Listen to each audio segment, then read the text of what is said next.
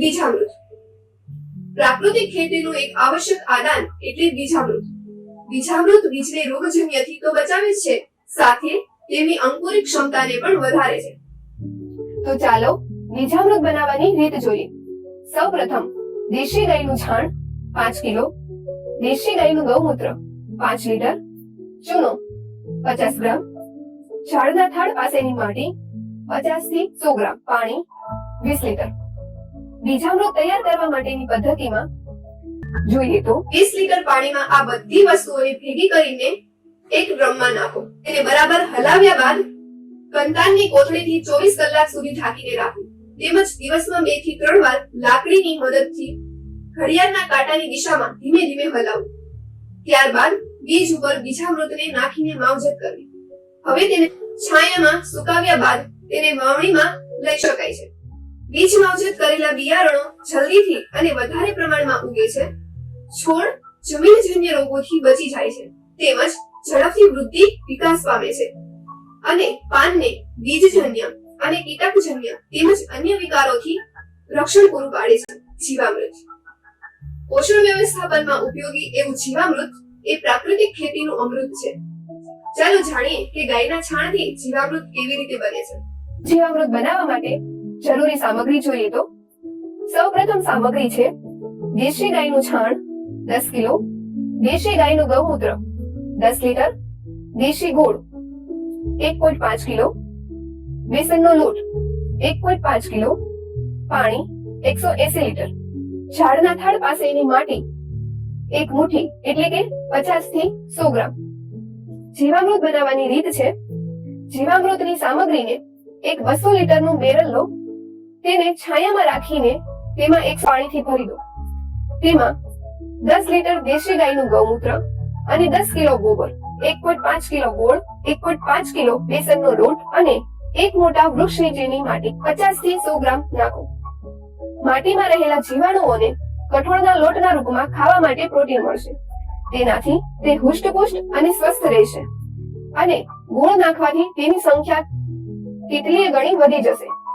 આ દ્રાવણને લાકડીના દંડા વડે ઘડિયાળના કાંટાની દિશામાં દરરોજ 5 મિનિટ સવારે અને 5 મિનિટ સાંજના સમયે જેટલા દિવસમાં જીવામૃત તૈયાર થાય તેટલા દિવસ સુધી હલાવવું. આ દ્રાવણ એટલે કે જીવામૃત ગરમીની ઋતુમાં 3 થી 4 દિવસમાં તેમજ ઠંડીની ઋતુમાં 6 થી 7 દિવસમાં જીવામૃતના રૂપમાં તૈયાર થઈ જશે. ખેડૂત મિત્રો, એક વાતનું ધ્યાન રાખવું કે જીવામૃત ઋતુ પ્રમાણે તૈયાર થાય છે.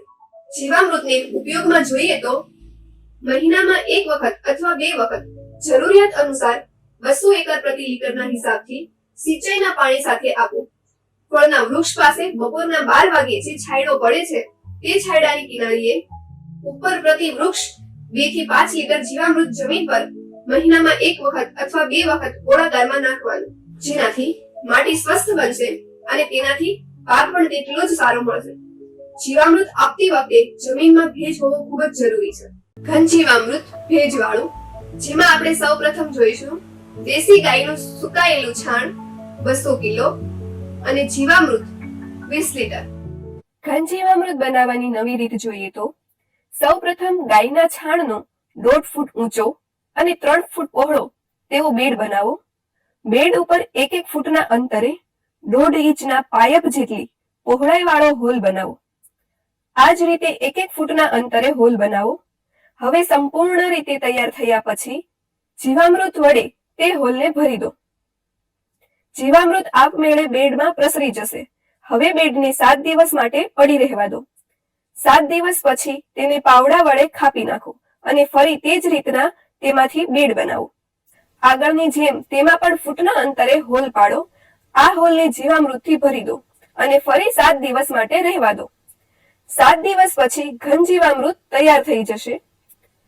ખેડૂત મિત્રો, યાદ રાખો કે બેડ ઉપર સીધો સૂર્યપ્રકાશ અને વરસાદનું પાણી ન પડે તેની કાળજી રાખવી.